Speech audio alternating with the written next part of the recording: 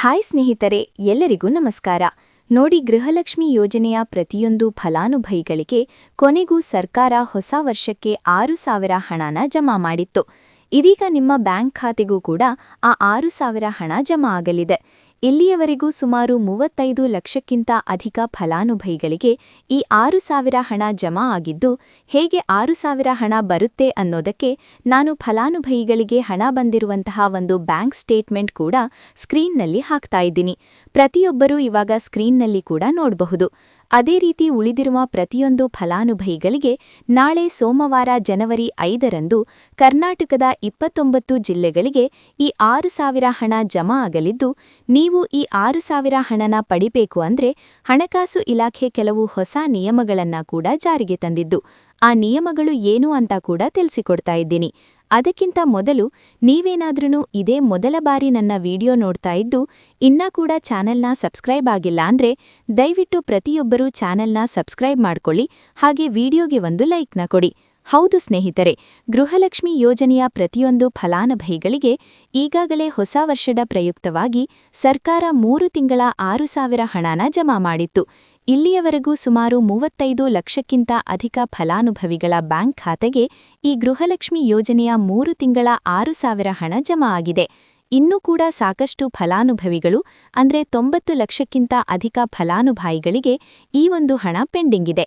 ಇಂತಹ ಪ್ರತಿಯೊಂದು ಫಲಾನುಭವಿಗಳಿಗೆ ಸರ್ಕಾರ ಈ ಗೃಹಲಕ್ಷ್ಮಿ ಯೋಜನೆಯ ಸೆಪ್ಟೆಂಬರ್, ಅಕ್ಟೋಬರ್ ಹಾಗೂ ನವೆಂಬರ್ ತಿಂಗಳ ಒಟ್ಟು 3 ತಿಂಗಳ 6,000 ಹಣನ ಜನವರಿ 5 ಅಂದ್ರೆ ಸೋಮವಾರದಿಂದ ಪ್ರತಿಯೊಂದು ಫಲಾನುಭವಿಗಳಿಗೆ ಜಮಾ ಮಾಡ್ತಾ ಇದೆ. ನಿಮ್ಮ ಬ್ಯಾಂಕ್ ಖಾತೆಗೂ ಕೂಡ ಖಂಡಿತವಾಗಿಯೂ ಈ ಒಂದು ಹಣ ಬಂದೇ ಬರುತ್ತೆ. ಯಾಕಂದ್ರೆ ಸೋಮವಾರದಿಂದ ಕರ್ನಾಟಕದ 29 ಜಿಲ್ಲೆಗಳಿಗೆ ಈ ಒಂದು ಹಣ ಜಮಾ ಆಗ್ತಾ ಇದೆ.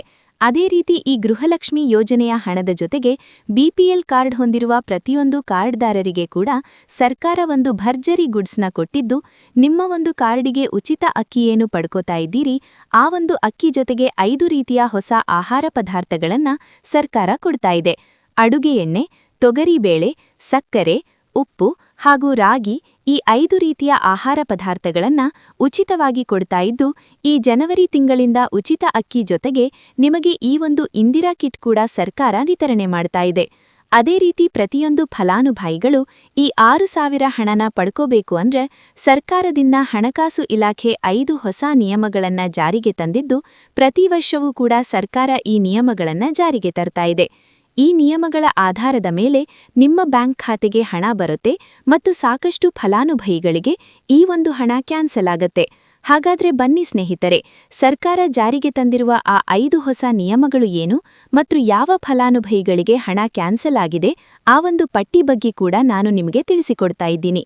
ಅದಕ್ಕಿಂತ ಮೊದಲು ನಾಳೆ ಸೋಮವಾರ ಜನವರಿ 5ರಂದು ಕರ್ನಾಟಕದ 29 ಜಿಲ್ಲೆಗಳಿಗೆ ಸರ್ಕಾರ ಈ 3 ತಿಂಗಳ 6,000 ಹಣನ ಜಮಾ ಮಾಡಲಿದೆ ಅಂದ್ರೆ ಬಾಗಲಕೋಟೆ, ಬೆಳಗಾವಿ, ವಿಜಯಪುರ, ಧಾರವಾಡ, ಗದಗ, ಹಾವೇರಿ, ಉತ್ತರ ಕನ್ನಡ, ಬೆಂಗಳೂರು ನಗರ, ಬೆಂಗಳೂರು ಗ್ರಾಮಾಂತರ, ರಾಮನಗರ, ಚಿಕ್ಕಬಳ್ಳಾಪುರ, ಚಿತ್ರದುರ್ಗ, ದಾವಣಗೆರೆ, ಕೋಲಾರ, ಶಿವಮೊಗ್ಗ, ತುಮಕೂರು, ಬಳ್ಳಾರಿ, ಬೀದರ್, ಕಲ್ಬುರ್ಗಿ, ಕೊಪ್ಪಳ, ರಾಯಚೂರು, ಯಾದಗಿರಿ, ವಿಜಯನಗರ, ಚಾಮರಾಜನಗರ, ಚಿಕ್ಕಮಗಳೂರು, ದಕ್ಷಿಣ ಕನ್ನಡ, ಹಾಸನ, ಕೊಡಗು, ಮಂಡ್ಯ, ಮೈಸೂರು ಮತ್ತು ಉಡುಪಿ, ಈ 29 ಜಿಲ್ಲೆಗಳ ಪ್ರತಿಯೊಂದು ಫಲಾನುಭವಿಗಳಿಗೆ ಸರ್ಕಾರ ಗೃಹಲಕ್ಷ್ಮಿ ಯೋಜನೆಯ 3 ತಿಂಗಳ 6,000 ಹಣ ಅಂದ್ರೆ 24ನೇ ಕಂತು, 25ನೇ ಕಂತು ಹಾಗೂ 26ನೇ ಕಂತಿನ ಹಣನ ಜಮಾ ಮಾಡ್ತಾ ಇದೆ.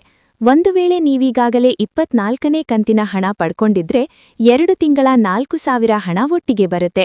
ಅದೇ ರೀತಿ 23ನೇ ಕಂತಿನ ಹಣನ ಪಡ್ಕೊಂಡಿದ್ರೆ ಸಾಕು. ಆದಷ್ಟು ಬೇಗ ಈ 3 ತಿಂಗಳ 6,000 ಹಣನ ಜನವರಿ 10ರಷ್ಟರಲ್ಲಿ ಪ್ರತಿಯೊಂದು ಫಲಾನುಭವಿಗಳ ಬ್ಯಾಂಕ್ ಖಾತೆಗೆ ಸರ್ಕಾರದಿಂದ ಜಮಾ ಮಾಡ್ತಾರೆ. ನೋಡಿ ಸ್ನೇಹಿತರೆ, ಈ ಬಾರಿ ಸುಮಾರು 1 ಲಕ್ಷಕ್ಕಿಂತ ಅಧಿಕ ಫಲಾನುಭವಿಗಳ ಬ್ಯಾಂಕ್ ಖಾತೆಗೆ ಸರ್ಕಾರ ಗೃಹಲಕ್ಷ್ಮಿ ಯೋಜನೆಯ ಹಣನ ಜಮಾ ಮಾಡ್ತಾ ಇಲ್ಲ. ಕಾರಣ ಏನು ಅಂದ್ರೆ ನಿಮ್ಮ ಬ್ಯಾಂಕ್ ಖಾತೆಗೆ ಡೆಬಿಟ್ ಮೂಲಕ ಹಣ ಜಮಾ ಮಾಡುವಂತಹ ಸಂದರ್ಭದಲ್ಲಿ ಸರ್ಕಾರ ಸಾಕಷ್ಟು ಫಲಾನುಭವಿಗಳ ಒಂದು ಬ್ಯಾಂಕ್ ಖಾತೆಗೆ ಹಣ ಜಮಾ ಮಾಡೋದನ್ನ ಕ್ಯಾನ್ಸಲ್ ಮಾಡಿದೆ. ಯಾಕಂದ್ರೆ ಇತ್ತೀಚೆಗೆ ಹಣಕಾಸು ಇಲಾಖೆ ಜಾರಿಗೆ ತಂದಿರುವ 5 ಹೊಸ ನಿಯಮಗಳ ಆಧಾರದ ಮೇಲೆ ಪ್ರತಿಯೊಂದು ಫಲಾನುಭವಿಗಳಿಗೆ ಸರ್ಕಾರ ಈ ಒಂದು ಹಣನ ಜಮಾ ಮಾಡ್ತಾ ಇದ್ದು, ಯಾರೆಲ್ಲ ಫಲಾನುಭವಿಗಳು ಈ ನಿಯಮಗಳನ್ನ ಪಾಲಿಸಿಲ್ಲ ನಿಮ್ಮ ಬ್ಯಾಂಕ್ ಖಾತೆಗೂ ಕೂಡ ಹಣ ಜಮಾ ಆಗೋದಿಲ್ಲ. ಹಾಗಾದ್ರೆ ಬನ್ನಿ ಸ್ನೇಹಿತರೆ, ಸರ್ಕಾರ ಜಾರಿಗೆ ತಂದಿರುವ ಆ 5 ಹೊಸ ನಿಯಮಗಳು ಏನು ಅಂತ ನಾನು ನಿಮಗೆ ತಿಳಿಸಿಕೊಡ್ತಾ ಇದ್ದೀನಿ. ನೋಡಿ ಸ್ನೇಹಿತರೆ, ಮೊದಲನೆಯ ಒಂದು ನಿಯಮ ಬಂದು ಸಾಕಷ್ಟು ಫಲಾನುಭವಿಗಳು ಹೊಂದಿರುವಂತಹ ಒಂದು ರೇಷನ್ ಕಾರ್ಡ್ ಏನಿದೆ, ಆ ಒಂದು ರೇಷನ್ ಕಾರ್ಡ್ನ ಮನೆಯ ಸದಸ್ಯರ ಪ್ರತಿಯೊಬ್ಬರ ಒಂದು ಆಧಾರ್ ಕಾರ್ಡ್ನ ನಿಮ್ಮ ರೇಷನ್ ಕಾರ್ಡಿಗೆ ಕಡ್ಡಾಯವಾಗಿ ಲಿಂಕ್ ಮಾಡಿಸಬೇಕು. ಅಂದ್ರೆ ಈ ಒಂದು ಲಿಂಕ್ ಮಾಡಿಸುವಂತಹ ಒಂದು ಪ್ರೊಸೀಜರ್ಗೆ ಸರ್ಕಾರ ಇಕೆವೈಸಿ ಅಂತ ಕರೀತಾರೆ. ನಿಮ್ಮ ರೇಷನ್ ಕಾರ್ಡಿಗೆ ಇನ್ನೂ ಸಹ ಇಕೆವೈಸಿ ಆಗಿಲ್ಲ ಅಂದ್ರೆ ನಿಮ್ಮ ಬ್ಯಾಂಕ್ ಖಾತೆಗೆ ಸರ್ಕಾರ ಮುಂದಿನ ದಿನಗಳಲ್ಲಿ ಗೃಹಲಕ್ಷ್ಮಿ ಯೋಜನೆಯ ಹಣನ ಕ್ಯಾನ್ಸಲ್ ಮಾಡುತ್ತೆ. ಅದೇ ರೀತಿ ಎರಡನೆಯ ಒಂದು ನಿಯಮ ಬಂದು ಸಾಕಷ್ಟು ಫಲಾನುಭವಿಗಳು ಕಳೆದ 3 ತಿಂಗಳಿಂದ ಸರ್ಕಾರದಿಂದ ಬರ್ತಾ ಇರುವಂತಹ ಒಂದು ರೇಷನ್ ಏನಿದೆ, ಅಂದ್ರೆ ಉಚಿತ ಅಕ್ಕಿ ಏನಿದೆ, ಈ ಒಂದು ರೇಷನ್ನ ಪಡ್ಕೋತಾ ಇಲ್ಲ. ಒಂದು ವೇಳೆ ಕಳೆದ 3 ತಿಂಗಳಿಂದ ನೀವು ರೇಷನ್ನ ಪಡ್ಕೊಂಡಿಲ್ಲ ಅಂದ್ರೆ ಸರ್ಕಾರ ನಿಮ್ಮ ಬಳಿ ಇರುವಂತಹ ಒಂದು ರೇಷನ್ ಕಾರ್ಡ್ನ ಕ್ಯಾನ್ಸಲ್ ಮಾಡುತ್ತೆ. ನಿಮ್ಮ ರೇಷನ್ ಕಾರ್ಡ್ನ ಸರ್ಕಾರ ಕ್ಯಾನ್ಸಲ್ ಮಾಡಿದ್ರೆ ನಿಮ್ಮ ಬ್ಯಾಂಕ್ ಖಾತೆಗೆ ಗೃಹಲಕ್ಷ್ಮಿ ಯೋಜನೆಯ ಹಣನ ಇರಬಹುದು ಮತ್ತು ಸರ್ಕಾರದಿಂದ ಬರುವಂತಹ ಒಂದು ಸೌಲಭ್ಯಗಳನ್ನ ನೀವು ಕಳ್ಕೋಬೇಕಾಗತ್ತೆ. ಅದೇ ರೀತಿ ಮೂರನೆಯ ಒಂದು ನಿಯಮ ಬಂದು ನೋಡಿ ಸ್ನೇಹಿತರೆ, ನಿಮ್ಮ ಬಳಿ ಇರುವಂತಹ ಒಂದು ಆಧಾರ್ ಕಾರ್ಡ್ ಏನಿದೆ, ಆ ಒಂದು ಆಧಾರ್ ಕಾರ್ಡ್ನ ಕಳೆದ 15 ವರ್ಷಗಳಲ್ಲಿ ನೀವು ಯಾವುದೇ ರೀತಿಯ ಒಂದು ತಿದ್ದುಪಡಿನ ಮಾಡಿಸಿಲ್ಲ ಅಂದ್ರೆ ನಿಮ್ಮ ಬ್ಯಾಂಕ್ ಖಾತೆಗೆ ಸರ್ಕಾರ ಗೃಹಲಕ್ಷ್ಮಿ ಯೋಜನೆಯ ಹಣನ ಕ್ಯಾನ್ಸಲ್ ಮಾಡುತ್ತೆ. ಯಾಕಂದ್ರೆ ಸರ್ಕಾರದಿಂದ ಬಂದಿರುವಂತಹ ಒಂದು ಆದೇಶದ ಪ್ರಕಾರ ಪ್ರತಿಯೊಂದು ಫಲಾನುಭವಿಗಳು ಕಳೆದ 15 ವರ್ಷಗಳಲ್ಲಿ ಯಾವುದೇ ರೀತಿಯ ಒಂದು ತಿದ್ದುಪಡಿನ ನಿಮ್ಮ ಆಧಾರ್ ಕಾರ್ಡಿಗೆ ನೀವು ಮಾಡಿಸಿಲ್ಲ ಅಂದ್ರೆ ಕಡ್ಡಾಯವಾಗಿ ಆದಷ್ಟು ಬೇಗ ನಿಮ್ಮ ಆಧಾರ್ ಕಾರ್ಡಿಗೆ ತಿದ್ದುಪಡಿನ ಮಾಡಿಸಿ. ಅದೇ ರೀತಿ 4ನೆಯ ಒಂದು ನಿಯಮ ಬಂದು ನಿಮ್ಮ ಕುಟುಂಬದ ಒಂದು ವಾರ್ಷಿಕ ಆದಾಯ 7 ಲಕ್ಷಕ್ಕಿಂತ ಕಡಿಮೆ ಇರಬೇಕು. ಒಂದು ವೇಳೆ ನಿಮ್ಮ ಕುಟುಂಬದ ವಾರ್ಷಿಕ ಆದಾಯ 7 ಲಕ್ಷಕ್ಕಿಂತ ಜಾಸ್ತಿ ಇದ್ದರೆ ನಿಮ್ಮ ಬ್ಯಾಂಕ್ ಖಾತೆಗೆ ಸರ್ಕಾರ ಗೃಹಲಕ್ಷ್ಮಿ ಯೋಜನೆಯ ಹಣನ ಕ್ಯಾನ್ಸಲ್ ಮಾಡುತ್ತೆ. ಅದೇ ರೀತಿ 5ನೆಯ ಒಂದು ನಿಯಮ ಬಂದು ನೋಡಿ ಸ್ನೇಹಿತರೆ, ನಿಮ್ಮ ಬಳಿ ಇರುವಂತಹ ಒಂದು ಆಧಾರ್ ಕಾರ್ಡ್ ಏನಿದೆ, ಆ ಒಂದು ಆಧಾರ್ ಕಾರ್ಡ್ನ ಕಳೆದ 15 ವರ್ಷಗಳಲ್ಲಿ ನೀವು ಯಾವುದೇ ರೀತಿಯ ಒಂದು ತಿದ್ದುಪಡಿನ ಮಾಡಿಸಿಲ್ಲ ಅಂದ್ರೆ ನಿಮ್ಮ ಬ್ಯಾಂಕ್ ಖಾತೆಗೆ ಸರ್ಕಾರ ಗೃಹಲಕ್ಷ್ಮಿ ಯೋಜನೆಯ ಹಣನ ಕ್ಯಾನ್ಸಲ್ ಮಾಡುತ್ತೆ. ಯಾಕಂದ್ರೆ ಸರ್ಕಾರದಿಂದ ಬಂದಿರುವಂತಹ ಒಂದು ಆದೇಶದ ಪ್ರಕಾರ ಪ್ರತಿಯೊಂದು ಫಲಾನುಭವಿಗಳು ಕಳೆದ 15 ವರ್ಷಗಳಲ್ಲಿ ಯಾವುದೇ ರೀತಿಯ ಒಂದು ತಿದ್ದುಪಡಿನ ನಿಮ್ಮ ಆಧಾರ್ ಕಾರ್ಡಿಗೆ ನೀವು ಮಾಡಿಸಿಲ್ಲ ಅಂದ್ರೆ ಕಡ್ಡಾಯವಾಗಿ ಆದಷ್ಟು ಬೇಗ ನಿಮ್ಮ ಆಧಾರ್ ಕಾರ್ಡಿಗೆ ತಿದ್ದುಪಡಿನ ಮಾಡಿಸಿ. ಅದೇ ರೀತಿ 4ನೆಯ ಒಂದು ನಿಯಮ ಬಂದು ನಿಮ್ಮ ಕುಟುಂಬದ ಒಂದು ವಾರ್ಷಿಕ ಆದಾಯ 7 ಲಕ್ಷಕ್ಕಿಂತ ಕಡಿಮೆ ಇರಬೇಕು. ಒಂದು ವೇಳೆ ನಿಮ್ಮ ಕುಟುಂಬದ ವಾರ್ಷಿಕ ಆದಾಯ 7 ಲಕ್ಷಕ್ಕಿಂತ ಜಾಸ್ತಿ ಇದ್ದರೆ ನಿಮ್ಮ ಬ್ಯಾಂಕ್ ಖಾತೆಗೆ ಸರ್ಕಾರ ಗೃಹಲಕ್ಷ್ಮಿ ಯೋಜನೆಯ ಹಣನ ಕ್ಯಾನ್ಸಲ್ ಮಾಡುತ್ತೆ. ಅದೇ ರೀತಿ 5ನೆಯ ಒಂದು ನಿಯಮ ಬಂದು ನಿಮ್ಮ ಕುಟುಂಬದ ಸದಸ್ಯರು ಅಥವಾ ಗೃಹಲಕ್ಷ್ಮಿ ಯೋಜನೆಯ ಫಲಾನುಭವಿಗಳು ಯಾರೂ ಕೂಡ ಸರ್ಕಾರಿ ನೌಕರರಾಗಿ ಕಾರ್ಯನಿರ್ವಹಿಸ್ತಾ ಇರಬಾರದು. ಒಂದು ವೇಳೆ ನಿಮ್ಮ ಕುಟುಂಬದಲ್ಲಿ ಯಾರೇ ಆಗಿದ್ರೂ ಸರ್ಕಾರಿ ನೌಕರರಾಗಿ ಕಾರ್ಯನಿರ್ವಹಿಸ್ತಾ ಇದ್ರೆ ನಿಮ್ಮ ಬ್ಯಾಂಕ್ ಖಾತೆಗೆ ಗೃಹಲಕ್ಷ್ಮಿ ಯೋಜನೆಯ ಹಣ ಕ್ಯಾನ್ಸಲ್ ಆಗುತ್ತೆ. ಈ 5 ನಿಯಮಗಳ ಆಧಾರದ ಮೇಲೆ ಪ್ರತಿಯೊಂದು ಫಲಾನುಭವಿಗಳಿಗೆ ಸರ್ಕಾರ ಹಣ ಜಮಾ ಮಾಡ್ತಾ ಇದೆ. ಒಂದು ವೇಳೆ ನೀವು ಈ 5 ನಿಯಮಗಳನ್ನ ಪಾಲಿಸಿಲ್ಲ ಅಂದ್ರೆ ನೀವು ಕೂಡ ಗೃಹಲಕ್ಷ್ಮಿ ಯೋಜನೆಯ ಹಣದಿಂದ ವಂಚಿತರಾಗಬೇಕಾಗತ್ತೆ.